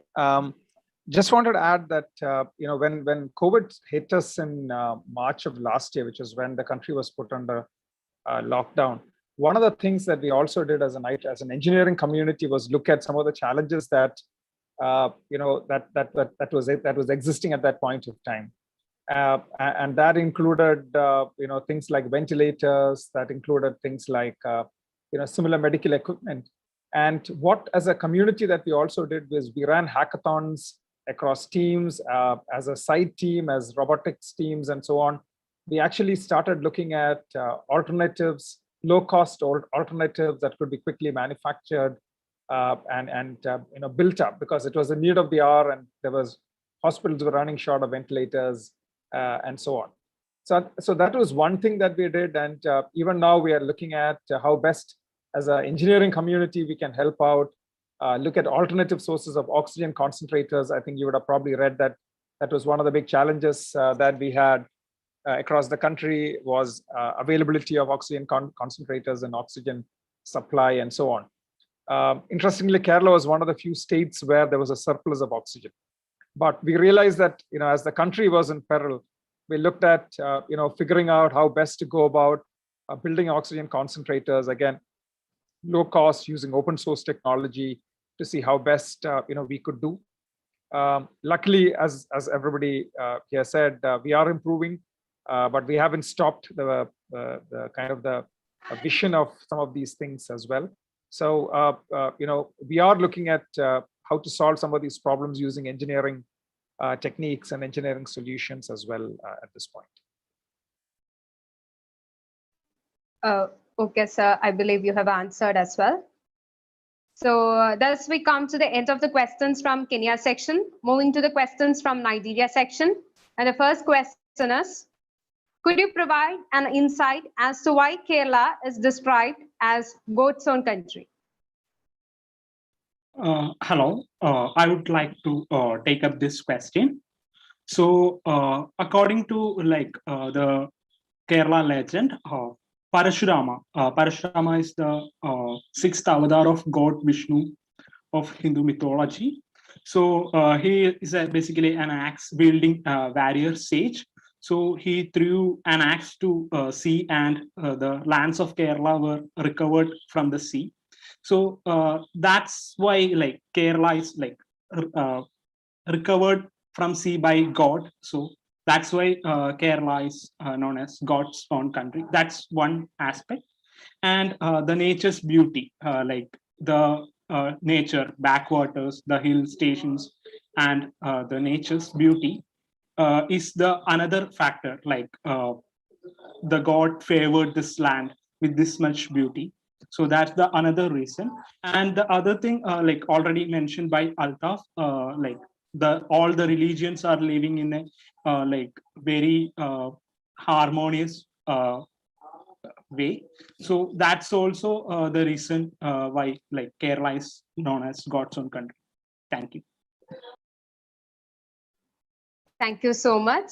So to the next question.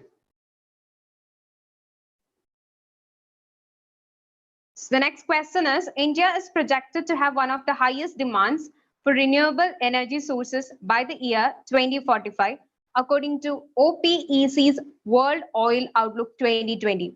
In your opinion, how has this transition to renewables been affected by COVID-19? Hi, I would like to take that question. So I think it's a very interesting outlook because we've been discussing so much about healthcare infrastructure. We've been talking a lot about education. I think this is an amazing aspect to see how has renewable energy sector affected by COVID. So while I was researching through this, I think this is a common issue faced not just by India. I think most of the countries across the globe has faced this problem because there has been strict travel restrictions, especially in a country like India, where there was at the time cases were increasing. So there were strict travel restrictions. There was disruptions in supply chain. There were logistical restrictions. So India had a serious plans for renewable energy going forward, but it was all hampered by the restrictions that were imposed. So back in 2019, India had made a mission to have 175 gigawatts of renewable energy coming in by 2022. But then looking now, India is only able to reach 80 gigawatts. So, and I think that is one of the major factors that contributed to the serious hamper was the COVID-19, the pandemic. And these numbers are very important for a country like India, especially because India is among the world's largest contributors of greenhouse gases. So I think going forward, maybe post-pandemic, it is going to be an aggressive innovation, and a lot of money is going to get pumped into the sector, especially because there is going to be a rise in power requirements both in the country. So one major challenge I believe India would face going forward is money that needs to be flown into the sector. And if India is able to find right people, right amount of money, they would be definitely going forward for their goals. Thank you. Thank you so much. So next we are going to the last question of this whole session. So the question is, the 2020 Technology Innovation Hubs report has described India as one of the leading countries in terms of technology innovation, with Bangalore ranking 9, beating Hong Kong, China. What is the secret behind this, and what lessons can other developing countries learn in order to compete globally with developing nations? Hello, am I audible? Yes, you're audible. Okay, so let me take up this question, and this question really has a significance where Verghese are actually mentioned before. So, it's like this: Bangalore, the IT capital of India, with around 10 million population, has emerged as the world's fastest growing tech ecosystem. So India has been ranked as the second as the global hub for technology innovation. So Bangalore also has 9th among the top 10 cities in the world for same thing. So India has grown widely in the IT sector, and India has a huge technically skilled workforce that is being worked for this purpose. So reformation in education system is also a reason for the growth seen in this tech ecosystem, and the government policies have encouraged the Indian techies to remain in the country, and the skilled resources bode well for the Indian innovations. The technology leaders are also being forwarded for making this leverage and being this possible within India. So urbanization, younger demographic trends, as well as increase in this venture capitals in the last 2 years have actually helped in growing Indian innovation ecosystem.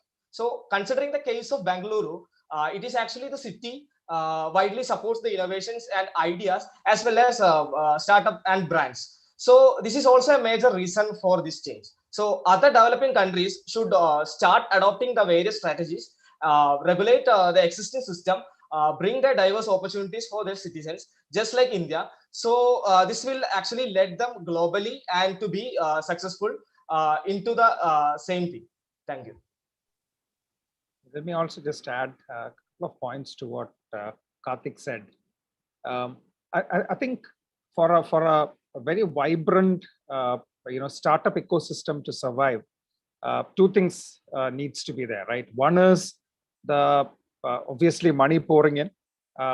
So investment is critical because that's kind of the lifeline of any startup. Now, investment could be from two sources. One is obviously government. Now, there was a lot of focus from the Indian government and pumping in money into startups. In fact, the government of India has multiple schemes whereby you can request for startup funding. And recently, if you look at the 2019-2020 time frame as well, there was this whole concept of Atmanirbhar, which is essentially being proud of who you are and then depending upon yourself. So there's a lot of money that was pumped in by the government to support the local ecosystems, local product development. But the other thing which is also very interesting is if you take a look at the Indian diaspora, especially in the tech industry, there's a lot of them in the Silicon Valley and around the globe. They have also created a lot of venture funds that have invested quite heavily into the startup ecosystem. Right? And again, most of you would know this, right? 1 in 10 startups are probably successful. So, but that one in 10, that one could be a major breakthrough. So I think that is one big element in this. The second, like Karthik was mentioning, is really about the people and the desire of technologies or technocrats to essentially stay back in the country, look at solving problems that are local in nature. And then, I'm sure you would have heard of the word called Jugaad, which was, taken up very heavily by GE, which was innovation locally that can then be taken and then evangelized or made as a product, globally. So that is the concept that has been floated quite a bit. And some of the larger organizations, corporates like GE, kind of setting up their R&D labs also helped quite a bit in kind of bringing in that whole scenario of, hey, if you solve your problems locally, there is a possibility that you have a market globally as well, right? So I think those are things that is essentially enabled. And not to talk about a third, which is an important element, but which is probably beyond our hands, is government policies in terms of encouraging startups, in terms of giving them tax havens for a period of time, in terms of products and services, or in terms of the revenue that they generate, and so on. So all of those also add to this, a bubbling ecosystem. I just want to touch upon Kerala because we mentioned Bangalore, but in Kerala, the government is very keen. In fact, it has actually set up something called the Kerala Startup Mission, which focuses on budding technology and startup companies in the state of Kerala, trying to fund them, right, without any kind of collateral, right? So if you are a budding startup, you have a great idea, you can get a pretty large amount just to kind of expose your idea and to just develop it into a prototype. Then you can go up for a startup scaling fund, which you can then kind of avail when you want to take your prototype and then create a product. And there is a whole mentoring ecosystem that supports this. This was very specifically set up by the government of Kerala because they realized that while there are a lot of IT companies in Kerala, there really weren't a lot of product companies in Kerala. And that was basically this whole idea. In fact, interestingly, IEEE Kerala section about 4 or 5 years ago started something called the Promotion of Innovation and Entrepreneurship, or PI. In fact, I'm the chair of PI as well. And the idea behind it was also IEEE helping guide the government in terms of providing some policy advice and so on that will enable the government to kind of decide how to go about choosing the policies in some of these areas. But pan-India, there is a government organization called NASSCOM. Now, NASSCOM had this concept of, I think, if I'm not mistaken, 50,000 startups.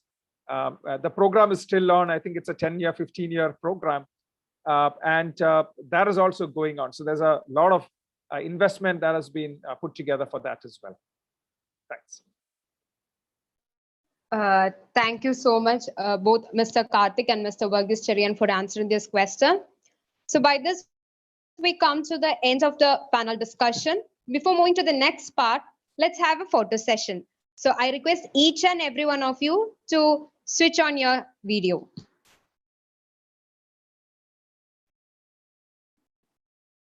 I request all the delegates and the panelists to switch on the camera so that we can take a quick snap and move to the final session of our whole event.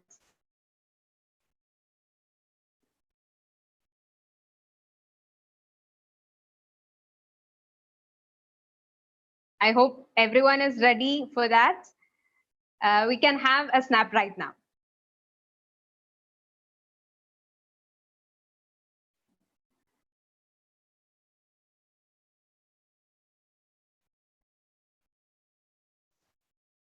So I think the coordinators have took a snap of everyone, right?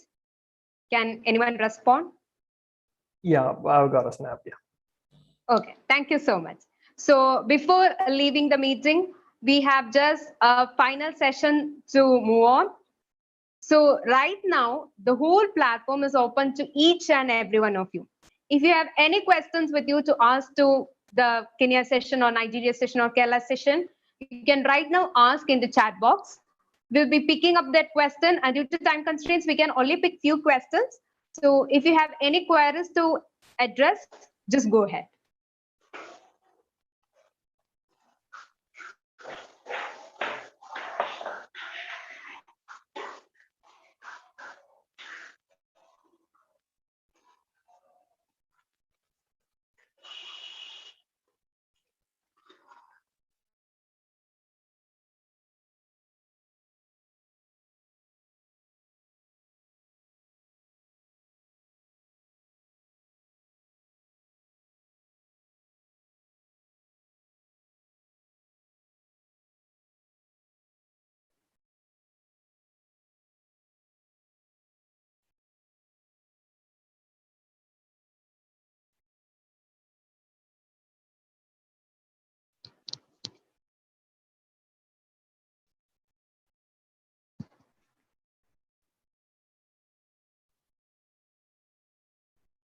Hello, Please do direct. Reshma. Yeah. Go ahead, Ketanji. Hello. Yes, you are audible.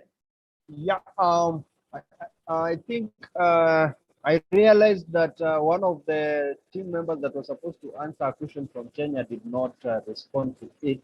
And this goes to Dr. Amos Shege. Maybe he could say a word or two. He's really a very important and significant person, not only in the institution that he serves as a lecturer, but also in other institutions around Kenya. So in regard to innovations and all that. So maybe it could really be an honor for Dr. Amos, who is our vice chair, to say something. Dr. Amos, are you there? Please go ahead. Yes, sure. I don't know if you can hear me. Yes, we can. Okay. Let me give him a call, maybe to get to know if he's still there or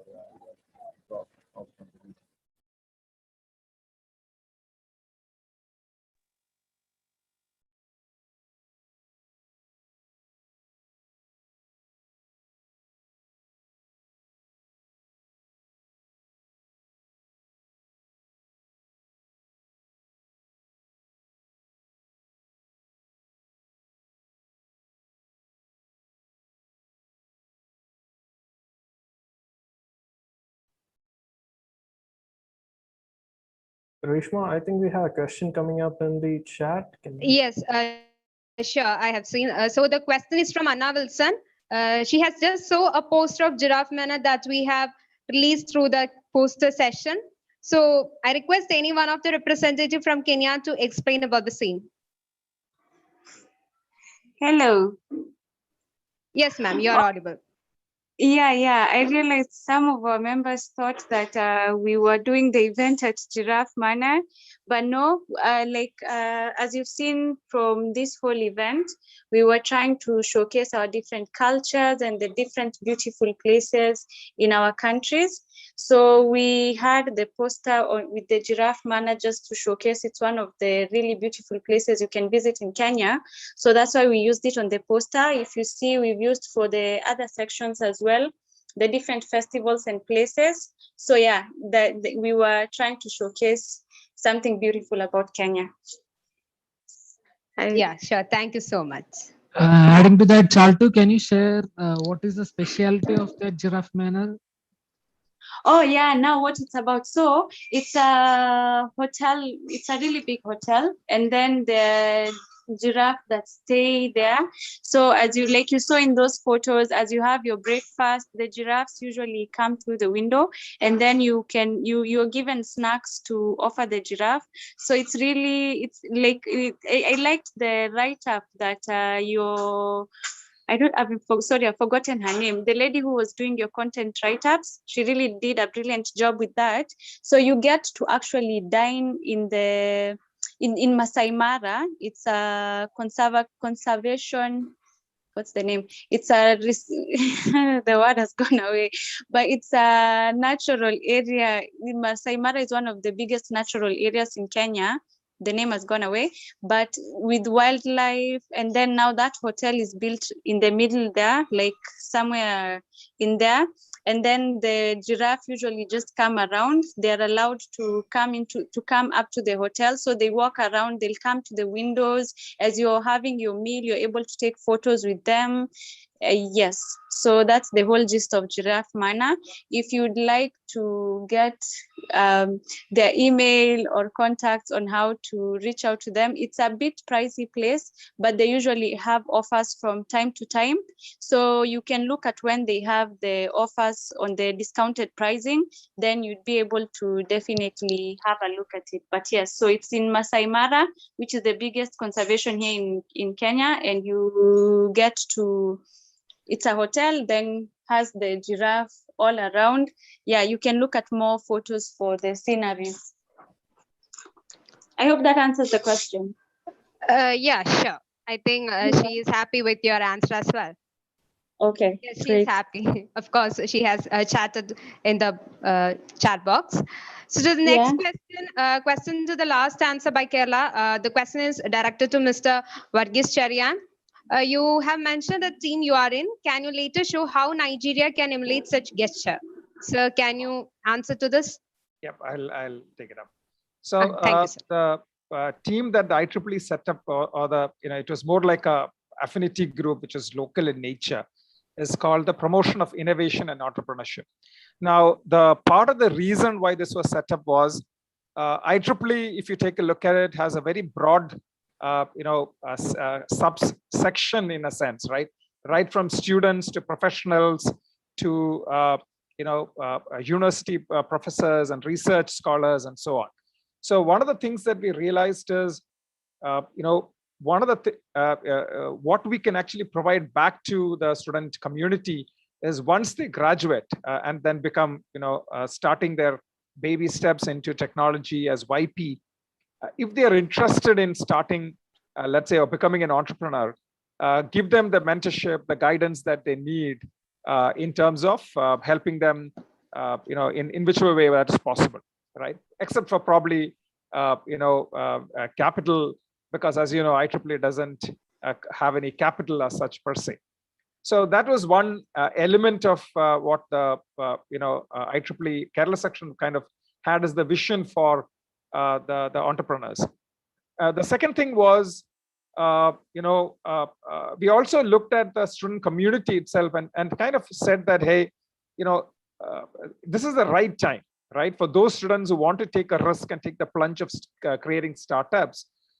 There is a great opportunity here. So while we obviously can mentor and support startups per se, there is an opportunity to provide the right guidance to young budding engineers in their pre-final and final years, also in terms of helping them understand what it takes to be an entrepreneur, how to set up startups, provide guidance and mentoring along those lines as well. So this was started as a with some of the IEEE executive teams quite a few years back. It kind of had a it died down for a couple of years, and now we are trying to revitalize it, especially because with a bubbling startup ecosystem that is already there. We certainly think that IEEE, the senior professionals have certainly, with their experience, and opportunity to mentor and guide startups and budding startup entrepreneurs as well. I hope that answers your question. So this is something you can set up. There is, it's just an affinity group, so it's local to your section.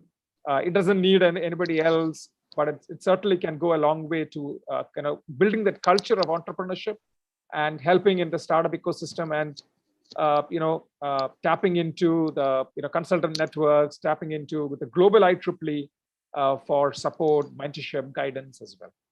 Thanks. Okay, thank you, sir. We had another question from Navneet. Then the same question has been answered by chat. So by this, we come to the end of the Q&A session. Now, we would like... Reshma? Yes, sure. Yeah, sure. Just to add on what Mr. Varghese has just said in regard to innovation and entrepreneurship.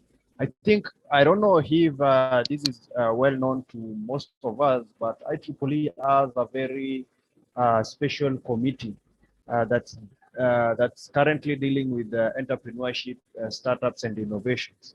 So I think if you Google IEEE entrepreneurship, you will be directed into a site that I think that the link is entrepreneurship.ieee.org. And then I guess also we also have another link that is startup or startups.ieee.org. So that is an ecosystem where there is all that startups ideas and all these things happening. And I think I've been a member in organizing one of the biggest startup week, or rather startup events here in Kenya. It was a 1-week event from Monday to Friday, and then on Friday we had the startup pitch. And through that 1-week event, we actually learned a lot. There is quite an urge for young people to learn, but when probably it comes to pitching, you find we have very few who are doing the pitching, or rather those ones who are doing the pitching, the pitch at some point are not really of quality or of the global standards and such. So I think it's a thing that all of us can embrace and can learn from it. And I think the members who are here, they can take a look into those sites and maybe learn a thing or two, or even take part in some of the some of the activities or events that happen on a global scale. I know IEEE Regionate as a special team and a special group that really focuses on that. Yeah, that's just an additional point in regard to innovation and entrepreneurship. Yeah, thank you so much. So if you have any more questions to be addressed, you can address the same through the WhatsApp group. So more networking can be done through the group that we all are together. So by this, we come to the end of the Q&A session. And for the feedbacks, we'll be collecting your feedbacks through the Google form that will be circulated to you. So to mark the end of our whole event, the first event under GOI, I welcome Mr. Verghese Cherian, advisor of IEEE Kerala section, to deliver the vote of thanks. Sir, please.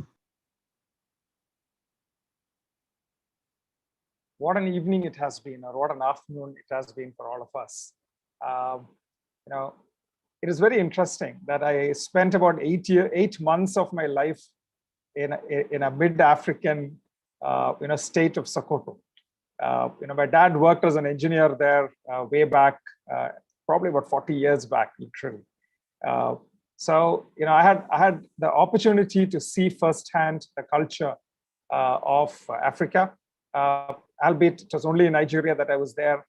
But even then, it was a very interesting and eye-opening time for me as a small boy who came from India, which was a fairly large country, and then coming to one of the largest countries in Africa, which was Nigeria. Having said that, I think the Global Outreach Initiative has been a great start. I think there's a lot to do. I was looking at the last question, which was, when is the next outreach program?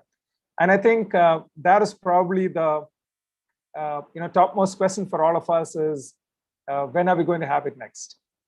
And there's a reason behind it, right? Because we are connecting as people, we are connecting as engineers, we are connecting as professionals, and above all, we are connecting at the level of the IEEE family. At the end of the day, as YP, as young professionals, we are all part of the same IEEE fraternity. And we are brothers and sisters in this journey of becoming a professional, starting our first footsteps in young professionals. So it's my great privilege and honor, I would say, that I have the opportunity to present the vote of thanks. I think the first person I should thank is Mrs. Sharda, the chair of IEEE Kerala section, as she set the tone for the whole meeting, stressing on how IEEE community cuts across countries, cuts across geographies to get the best of each other. Like learning to connect with each other across the seas and continents. And it is great that the YP teams have come together to put this great initiative together, the first to many. I thank the IEEE Nigeria section chair, Mr. John. I really loved your reference. Thank you very much. You're welcome. Right, I loved your reference to KYM, know your member. In fact, the problem that you were talking about and the problem that Mr. Vincent was also talking about, which is also true for us, is our numbers of YP are far lesser when compared to the number of student members that we have, right? Which is a cause for concern. And your reference to KYM, which is know your member, was a great initiative that we could also learn from and pick from to kind of look at, how do we ensure that every graduate who's passing out becomes a YP as far as IEEE is concerned.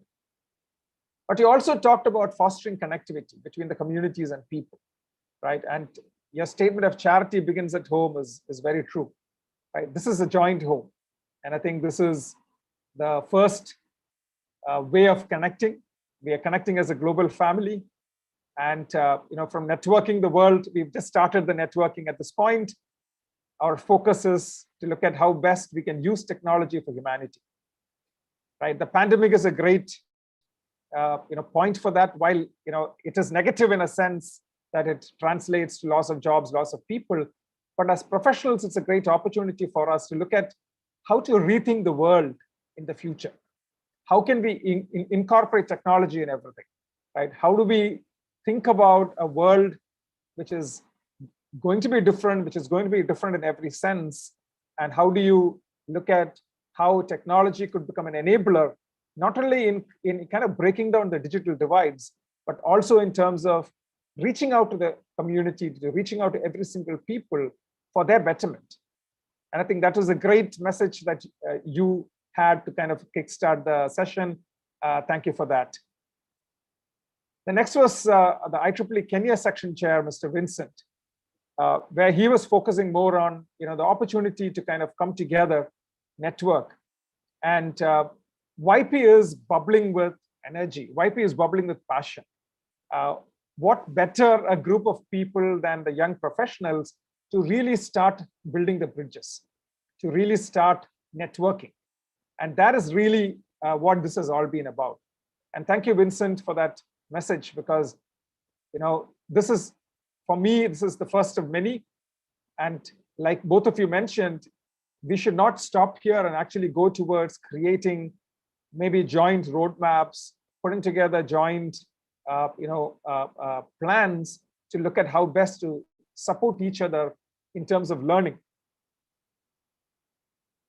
Thank you to the IEEE Kenya YP team and to the Nigeria YP team for the great videos. It was great to see them get a perspective, because all said and done, while Africa used to be called the dark continent, for many of us here, it is to a certain extent, because our visibility to the African continent is very little, right? So this was a great eye-opener to go beyond just thinking about professionalism, but also into the culture, the people, the communities, and the the beautiful landscapes that exists in each of your countries.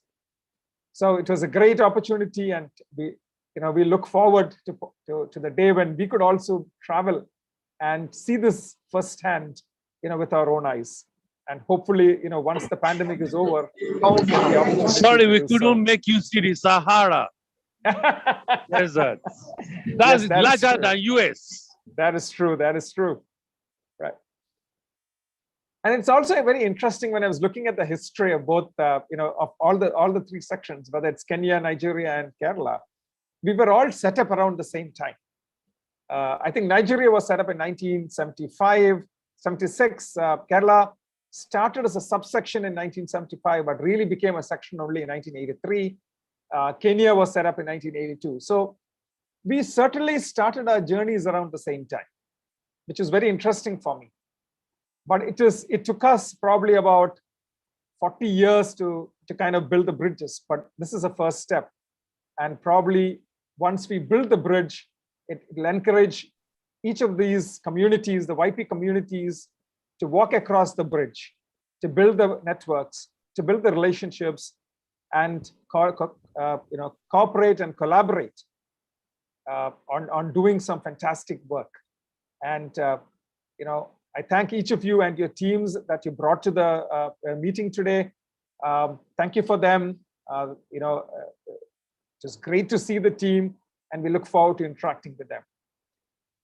The YP team, which is part of my team in a sense, I have to thank you guys for setting this up. A great initiative, something we haven't done so far, outside of the Indian subcontinent.